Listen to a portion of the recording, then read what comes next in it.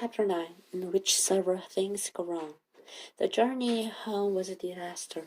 Grandmama Luna called a bird, and the tree stump became a very large, very pink, and very perplexed looking bird, who sat sprawled on the ground, wings akimbo, as if shocked by its own existence.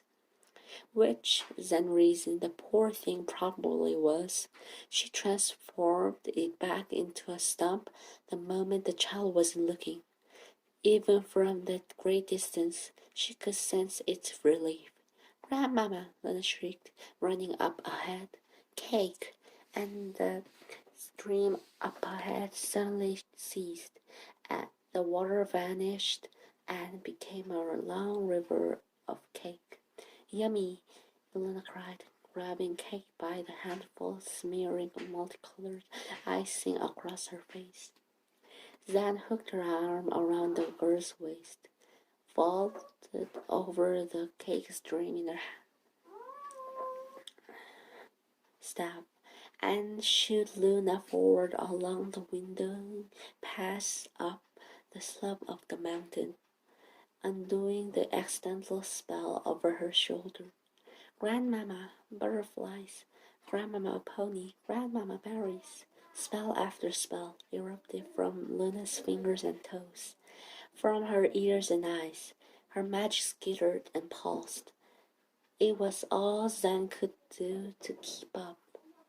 At night, after falling into an exhausted heap, Zan dreamed of Zosimus the wizard, dead now these 500 years. In her dream, he was explaining something important, but his voice was obscured by the rumble of the volcano. She could only focus on his face as it wrinkled and withered in front of her eyes, his skin collapsing like the petals of a lily drooping at the end of the day. When they arrived back at their home, nestled beneath the peaks and the craters of the sleeping volcano and wrapped in the lush smell of the swamp,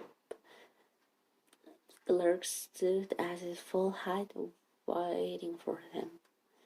"Zan," he said. Ephraim danced and spun in the air, screeching a newly created song about his love for everyone that he knew. "It seems our girl has become more complicated." He had seen the strands of magic skittering this way and that, and launching in long threads over the tops of the trees. He knew even at that great distance that he wasn't seeing Zan's magic, which was green and soft and tenacious, the color and the texture of lichen clinging to the lee of the oaks. No, this was blue and silver, silver and blue, Luna's magic. Zan waved it off. "You don't know the half of it," she said, as Luna went running to the swamp to gather the irises into her arms and drink in the scent. As Luna ran, each footstep blossomed with iridescent flowers. When she waded into the swamp, the reeds twisted themselves into a boat, and she climbed aboard. Floating across the deep red of the algae coating the water, Fran settled himself at the prow. He didn't seem to notice that everything was amiss. Zan curled her arm across Glurk's back and leaned against him. She was more tired than she ever been in her life. "This is going to take some work," she said. Then, leaning heavily on her staff, Zan made her way to the workshop to prepare to teach Luna. It was, at its turn off, an impossible task. Zan had been 10 years old.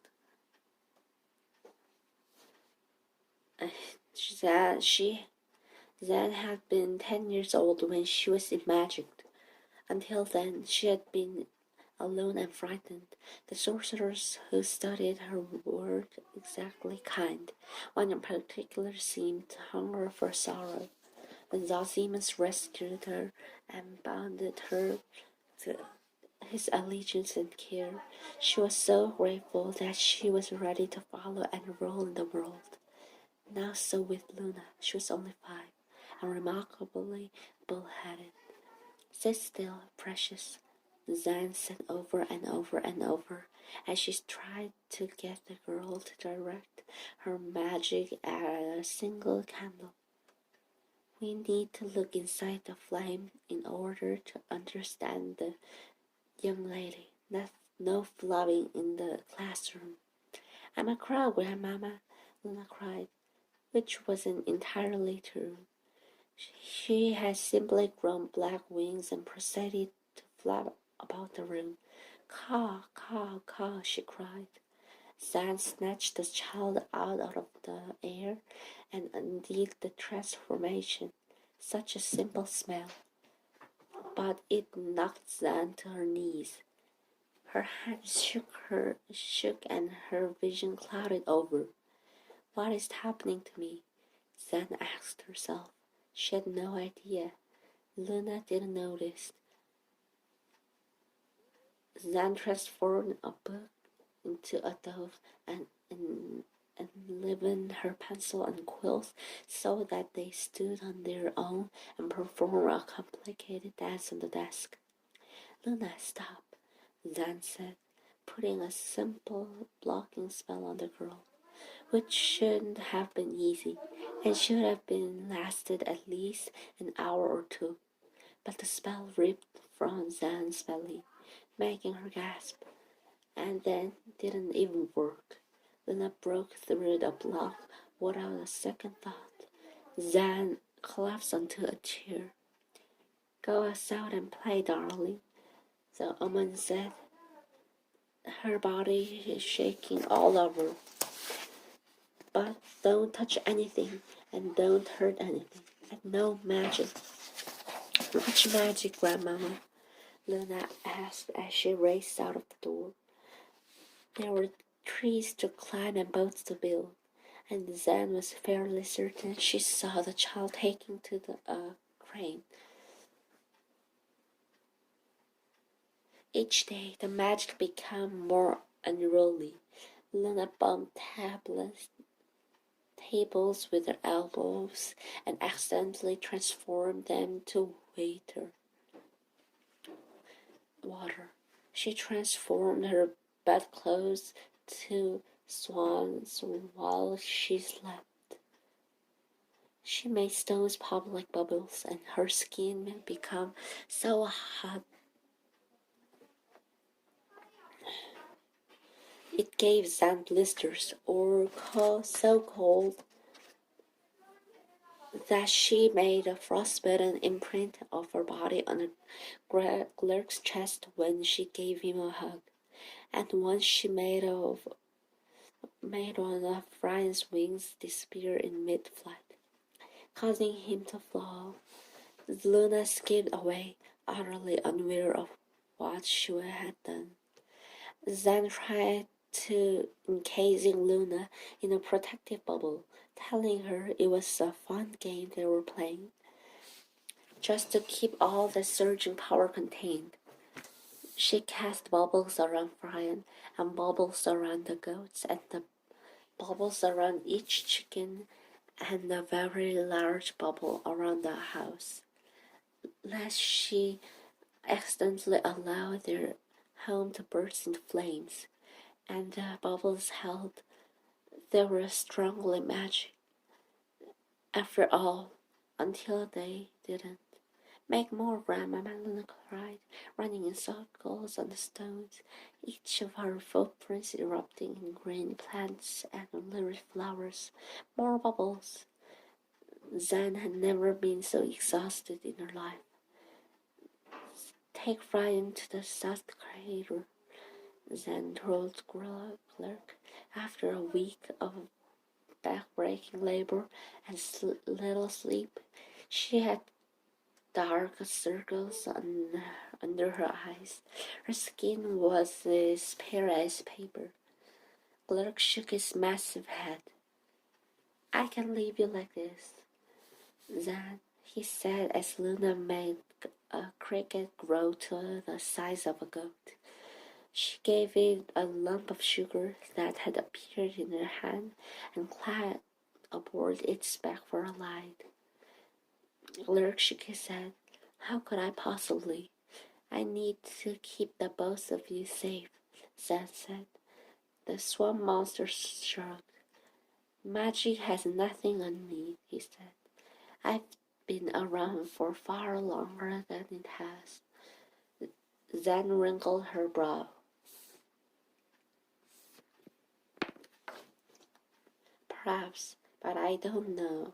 She has so much, and she has no idea what she's doing. Her bones fall thin and brittle, and her breath rattled in her chest. She did her best to hide this from Gluck.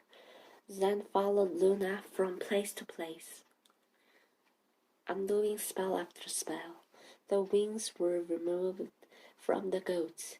The eggs were transformed from muffins. The treehouse stopped floating. Luna was both amazed and delighted.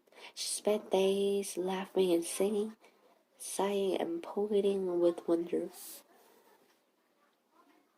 She danced about, and where she danced, fountains erupted from the ground. Meanwhile, Zan grew weaker and weaker. Finally, Gluck couldn't stand it anymore. Leaving Friend at the crater's edge, he galloped down into his beloved swamp. After a quick dip in the murky waters, he made his way toward Luna, who was standing by herself in the yard. Gluck, she said, I'm so happy to see you. You are as cute as a bunny. And just like that, Gluck was a bunny. A fluffy white pink-eyed bunny with a puff for a tail. He had long white lashes and fluted ears, and his nose quivered in the center of his face. Instantly, Luna began to cry. Zan came running out of the house and tried to make out what the sobbing girl had told her. By the time she began to look for Gluck, he was gone. He had hopped away, having no idea who he was or what he was. He had been inhabited. It took hours to find him. Zan sat the girl down. Luna stared at her. Grandmama, you look different. And it was true. Her hands were gnarled and spotted. Her skin hung on her arms. She could feel her face falling over itself and growing older by the moment. And at that moment, sitting in the sun with Luna and the rabbit that once lurked shivering between them, Zan could feel it, the magic in her blending toward Luna, just as the moonlight had bent toward the girl when she was still a baby. And as the magic flowed from Zan to Luna, the woman grew older and older and older. Luna then said, stroking the ears of the bunny, do you know who this is? Gluck, Luna said, pulling the rabbit onto her lap and cuddling it affectionately. Zan nodded. How do you know it is Gluck? Luna shrugged. I saw Gluck, and then he was a bunny. Ah, Zan said. Why do you think he became a bunny? Luna smiled. Because bunnies are wonderful. And he wanted to make me happy. Clever Gluck. Zan paused. But how, Luna? How did it become a bunny? She held the breath. The day was warm and the air was wet and sweet. The only sounds were gentle gurglings of the swamp. The birds in the forest quieted down as if to listen. Luna frowned. I don't know. He just did. Zan folded her knotty hands together and pressed them into her mouth. I see, she said. She focused on the magic stores in deep within her body, and noticed sadly how depleted they were. She could fill them up, of course, with both starlight and moonlight, and any other magic that she could find lying around. But something told her it would only be a temporary solution. She looked at Luna and pressed her lips to the child's forehead. Sleep, my darling. Your grandmama needs to learn some things. Sleep, sleep, sleep, sleep, sleep. And the girl slept. Zan nearly collapsed from the effort. But there wasn't time for that. She turned her attention to Glurk, analyzing the structure of the spell that had enwrapped him, undoing it bit by bit. Why do I want a carrot? Glurk asked. The witch explained the situation. Glurk was not amused. Don't even start with me, Zan snapped. There's nothing to say, Glurk said. We both love her. She's family, but what now? Zan pulled herself to her feet, her joints creaking and cracking like rusty gears. I hate to do this, but it's for all our sakes. This is a danger to herself. She's a danger to all of us. She has no idea what she's doing, and I don't know how to teach her, not now, not when she's so young and impulsive and lunalish. Zan stood, rolled her shoulders, and braced herself. She made a bubble and hardened the bubble into a cocoon around the girl, adding bright threads winding around and around. She can't breathe, Glurk said, suddenly alarmed. She doesn't need to, Zan said. She's in status, and the cocoon holds her magic inside. She closed her eyes. The Zeus used to do this to me. When I was a child, probably for the same reason. Glurk's face clouded over.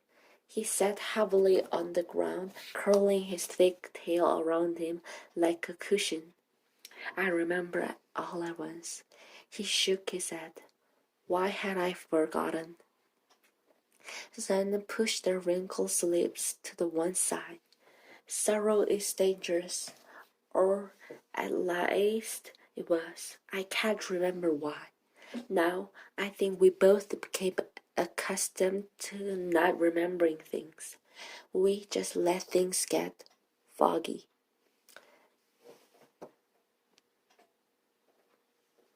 Glurk said was something more than that, but he let the matter drop. Frian will be coming down after a bit, I expect. Zan said. He can't stand being alone for too long. I don't think it matters, but don't let him touch Luna, just in case. Glurk reached out and laid his great hand on Zan's shoulder. But where are you going? To the old castle, Zan said. But Glurk stared at her. There is nothing there, just a few old stones. I know, Zan said. I just need to stand there, in that place. I know where I lost Zazimus and Frian's mother, and the rest of them. I need to remember things, even if it makes me sad. Leaning heavily on her staff, Zan began hobbling away. I need to remember a lot of things, she muttered herself. Everything. Right now.